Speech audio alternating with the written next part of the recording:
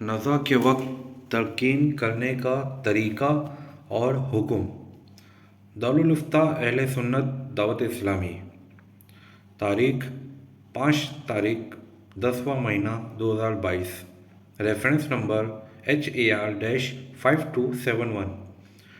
کیا فرماتے ہیں علماء دین و مفتیان شرع متین اس مسئلے کے بارے میں کہ جو شخص نزا کی حالت میں ہو اسے تلقین کی جاتی ہے، اس کی شرعی حیثیت کیا ہے؟ نیز تلقین صرف لا الہ الا اللہ کی جائے یا پورے کلمے کی، یا اس کی وضاحت فرما دے۔ بسم اللہ الرحمن الرحیم۔ جو شخص نزا کی حالت میں ہو اسے تلقین کرنا مستحب ہے، اور تلقین مکمل کلمہ طیبہ کی جائے کہ علماء نے اس کی تلقین کی حکمت یہ بیان فرمائی کہ جو شخص نزا میں ہوتا ہے اس کے پاس 2 شیطان ماں باپ کی شکل میں آتے ہیں، جس میں سے ایک اسے معاذ اللہ یہودی ہونے کی اور دوسرا عیسائی ہونے کی دعوت دیتا ہے، تو کلمہ طیبہ کی تلقین شیطان کے اس وسوسے کو دور کرنے میں مددگار ثابت ہوگی، اور ظاہر ہے کہ محض لا الہ الا اللہ سے یہ وسوسہ دور نہیں ہوگا کہ اتنا یہودی اور عیسائی بھی مانتے ہیں، بلکہ اس شیطانی وسوسہ کا علاج مکمل کلمہ طیبہ ہے۔ لہذا بوقت نزا مکمل کلمہ طیبہ کی تلقین کی جائے تاکہ شیطان کے اس وسوسے کا علاج ہو سکے۔ نوٹ: اس مسئلے کی مکمل تحقیق فتاوی رضویہ جلد 9 صفحہ 83 تا 90 مطبوعہ رضا فاؤنڈیشن لاہور میں مذکور ہے، وہاں سے مطالعہ فرمائیں۔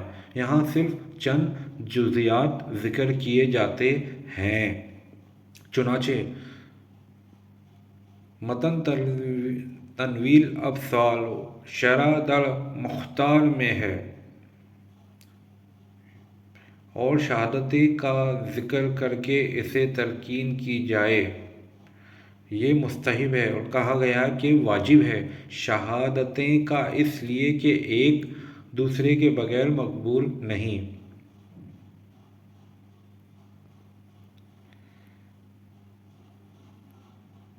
اور اسے تلقین کی جائے نبی کریم صلی اللہ علیہ وآلہ وسلم کے اس فرمان کی وجہ سے کہ اپنے مردوں کو لا الہ الا اللہ کی تلقین کرو، کیونکہ کوئی مسلمان موت کے وقت اس کلمہ کو نہیں کہتا مگر یہ کہ عذاب نار سے نجات پا جاتا ہے، اور اس فرمان کی وجہ سے کہ جس کا آخری کلام لا الہ الا اللہ ہو اور وہ داخل جنت ہوگا۔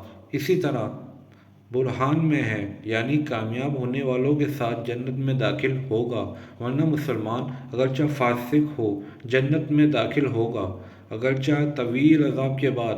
امداد شرح علیہ رحمۃ اللہ علیہ کا قول، اور کہا گیا کہ تلقین واجب ہے، کنیا میں، اور اسی طرح نہایہ میں شرح طحاوی سے ہے کہ میت کے بھائیوں اور دوستوں پر واجب ہے کہ اسے تلقین کریں۔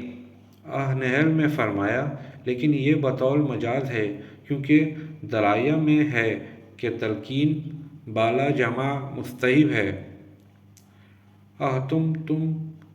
تو تم متنبہ رہو۔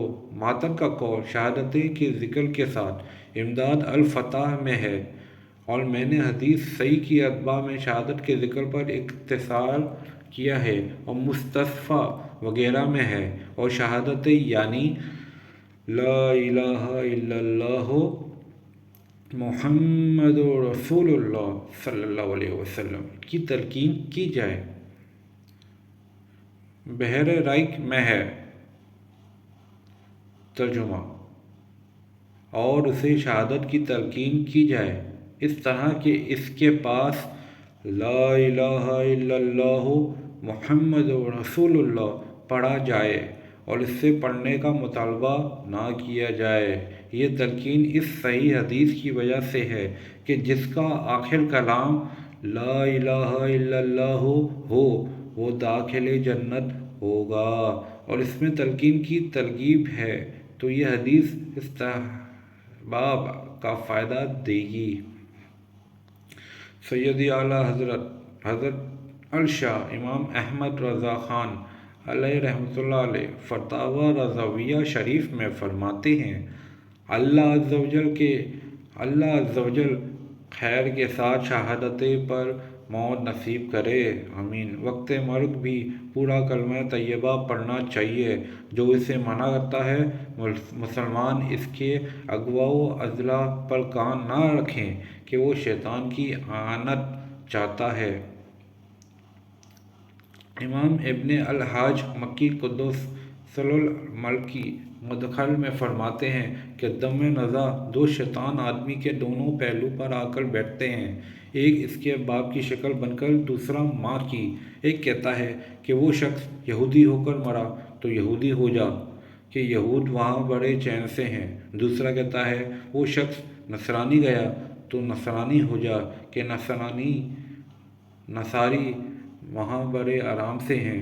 علماء کرام فرماتے ہیں کہ شیطان کے اغوا کے بچانے کے لیے مختصر کو تلقین کا حکم ہوا۔ ظاہر ہے کہ صرف لا الہ الا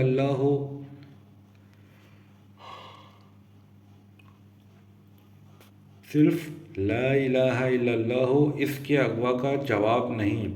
لا الہ الا اللہ تو یہود و نصارہ بھی مانتے ہیں، ہاں وہ کہ جس سے اس ملعون کے فتنے مٹتے ہیں۔ محمد رسول اللہ کا ذکر کریم ہے صلی اللہ علیہ وآلہ وسلم، یہی اس کے ذریعات کے بھی دل میں چبھتا، جگر میں زخم ڈالتا ہے۔ مسلمان ہرگز اسے نہ چھوڑے، اور جو منع کرے اس سے اتنا کہہ دے کہ گر بتو حرام است حرام بادا، اگر یہ تجھ پر حرام ہے تو حرام رہے۔